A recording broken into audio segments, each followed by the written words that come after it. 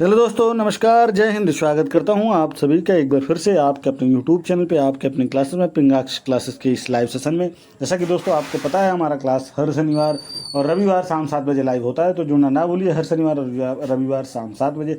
आज हम गणित के 10 महत्वपूर्ण प्रश्नों के साथ उपस्थित हुए हैं। मिक्स गणित के 10 महत्वपूर्ण प्रश्नों के साथ बहुत मज़ा आने वाला है। बहुत ही इंटरेस्टिंग क्वेश्चन है, बहुत ही आसान से सवाल है और बहुत ही इंपॉर्टेंट से ये सारे सवाल हैं। तो चलिए सेशन को स्टार्ट करेंगे। उससे पहले आपसे रिक्वेस्ट करूंगा, चैनल पे पहली बार है तो चैनल को सब्सक्राइब कर लीजिएगा, बेल आइकन को प्रेस कर दीजिएगा ताकि सबसे पहले नोटिफिकेशन आपको मिल सके। और ये सेशन पसंद आएगा तो लाइक करना, कमेंट करना, शेयर करना ना भूले। हर एक फौजी भाई एक एक शेयर जरूर करिएगा। 1+ शेयर का मैं टारगेट आपको देता हूँ। चलिए स्टार्ट करते हैं आज के दिन का ये सेशन।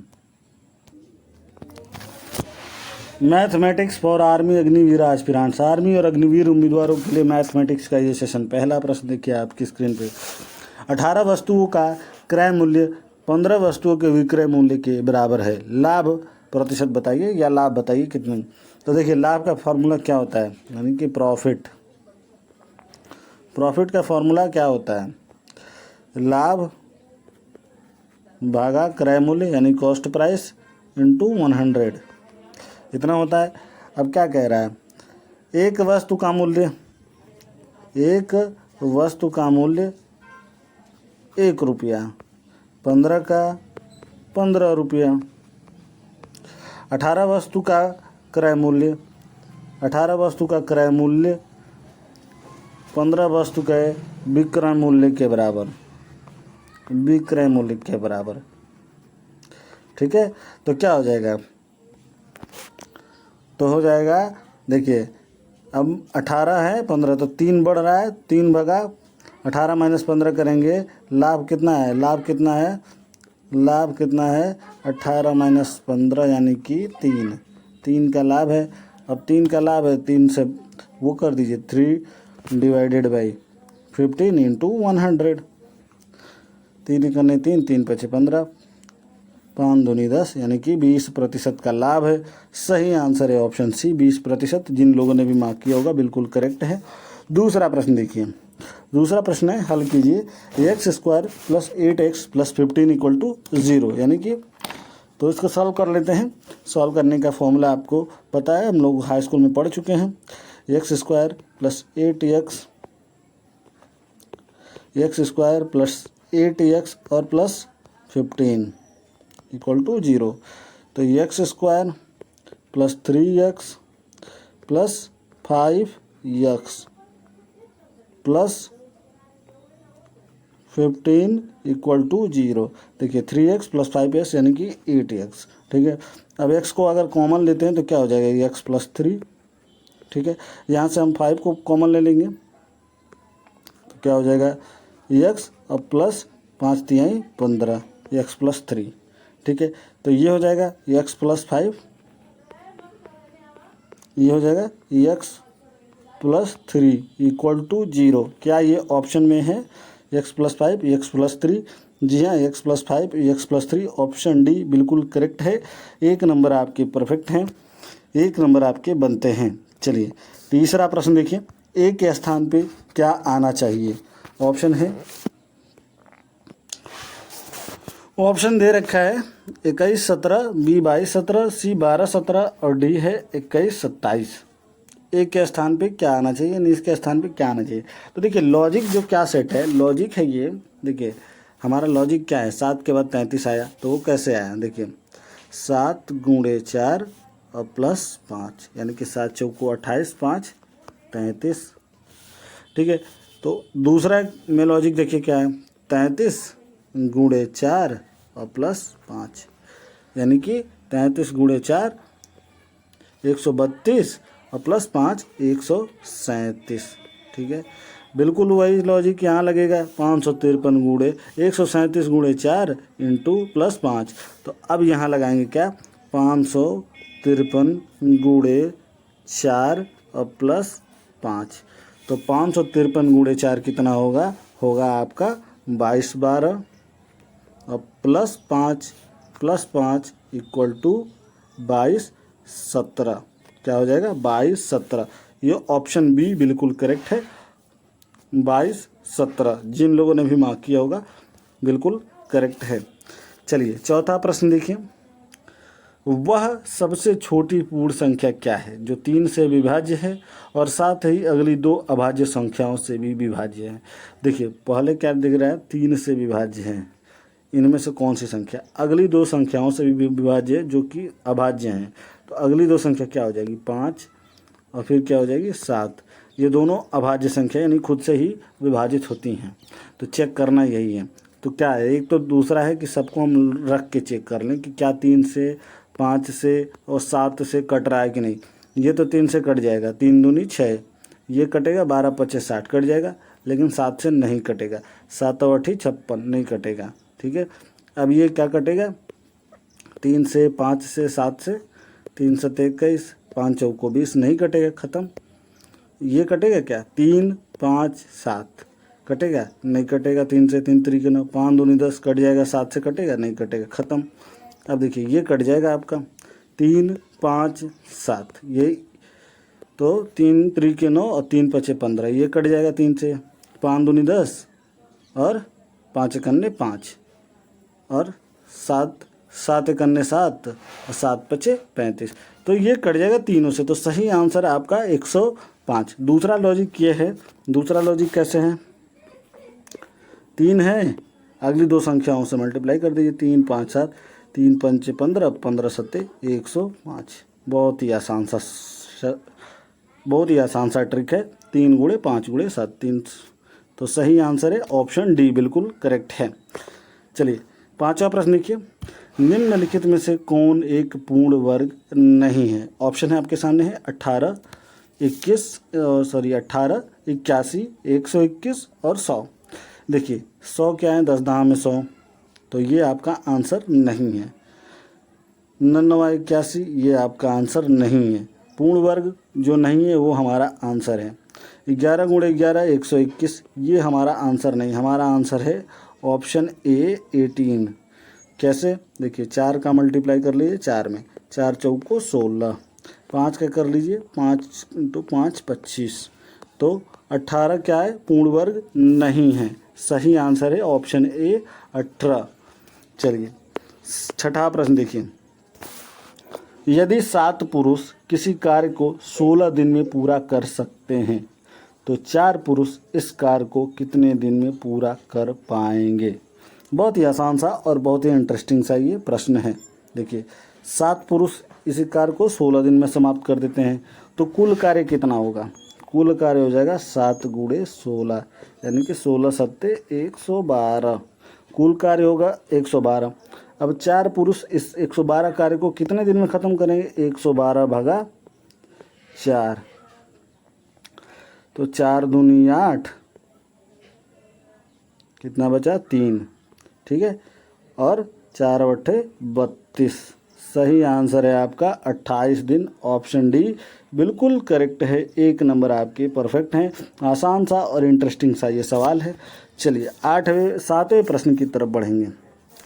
एक घनाभ में 3 क्रमागत फलकों का क्षेत्रफल 9 वर्ग सेमी, 25 वर्ग सेमी और 36 वर्ग सेमी है। तो आयतन बताइए, और वो भी घन सेमी में। आयतन बताना है किसमें, घन सेमी में। तो चूंकि वर्ग सेमी दे रखा है तो हमें क्या करना है, रूट कर देना है। आयतन को हम v से दर्शाते हैं, v का आयतन का हम v से दर्शाते हैं। तो वर्ग सेमी दे रखा है इसलिए रूट में करेंगे क्षेत्रफल 1, ठीक है, रूट क्षेत्रफल 2 और रूट क्षेत्रफल 3, ठीक है। तो v बराबर क्षेत्रफल 1 क्या है, 9 इंटू 25 इंटू 36, ठीक है। v बराबर 9 का क्या हो जाएगा 3, 25 का 5, हम वर्ग करेंगे, वर्गमूल वर्ग करेंगे तो हमारा कितना हो जाएगा, वर्गमूल निकालेंगे तो ये हो जाएगा 3 5 और 6। देखिए 3 3 के 9, 5 5 25 और 6 के 36, तो ये निकल के आ गया।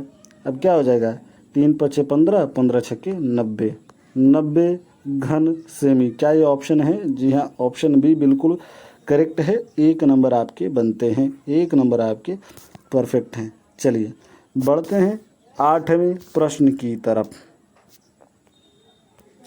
एक आयताकार बॉक्स की लंबाई, चौड़ाई तथा ऊंचाई क्रमशः 90 सेमी, 50 सेमी और 40 सेमी है, तो इसका आयतन है। देखिए ये भी है, आयतन ही पूछ रहा है बिल्कुल उसकी तरह। तो आयतन का फॉर्मूला जैसे अभी हमने लिखाया था, आयतन का फॉर्मूला आपका जो है लंबाई गुणे चौड़ाई गुणे ऊंचाई। पहले देखिए लंबाई हमारा दे रखा है कितना, 90 सेमी, 90 सेमी दे रखा है। इसको हम कितना में करेंगे, मीटर में, तो मीटर में हो जाएगा 0.9 मीटर। ठीक है, उसी तरह क्या है चौड़ाई, चौड़ाई हमारा है 50 सेमी, तो ये मीटर में कितना हो जाएगा 0.5 मीटर। ऊंचाई कितना हो जाएगा, ऊंचाई 40 है तो ये हो जाएगा 0.4, तो 0.9, 0.5 और 0.4, ये तीनों मीटर में निकल के आ गए। अब आयतन का फॉर्मूला क्या हो जाएगा, लंबाई इंटू चौड़ाई इंटू लंबाई गुणे चौड़ाई गुणे ऊंचाई, कितना हो जाएगा 0.9 गुणे 0.5 गुणे 0.4, तो 9 पचे 45, 45 दूनी 45 चौको 180, तो 0.18 घन मीटर। क्या ये ऑप्शन में है? जी हाँ, ऑप्शन बी बिल्कुल करेक्ट है। 1 नंबर आपके बनते हैं। चलिए बढ़ते हैं हम आज के दिन के सेकेंड लास्ट यानी कि 9th नंबर के प्रश्न पे। वह सबसे छोटी संख्या ज्ञात कीजिए जो 12, 15, 20 से विभाज्य है और एक पूर्ण वर्ग भी है। देखिए 12, 15, 20 का लसा निकालना पड़ेगा, तो 12 का 2 गुणे 2 गुणे 3, 2 दूनी 4, 4 3 12, 15 का 3 गुणे 5, 3 पचे 15, 20 का हमारा हो जाएगा 2 गुणे 5, 2 दूनी 4, 4 पचे 20। ठीक है, लसन 2 इंटू 2 इंटू 3 इंटू 5। ठीक है, इनका निकाल लेंगे तो हो जाएगा 60। अब क्या है 60 निकल गया, लसा हो गया 60।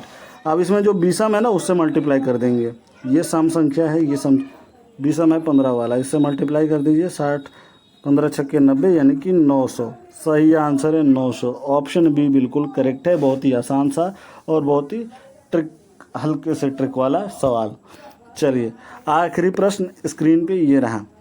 ए बी सी मिलकर प्रतिदिन 150 रुपये कमाते हैं, जबकि ए और सी मिलकर 94 रुपये कमाते हैं, बी और सी मिलकर 76 रुपये कमाते हैं, तो सी की आय कितनी है?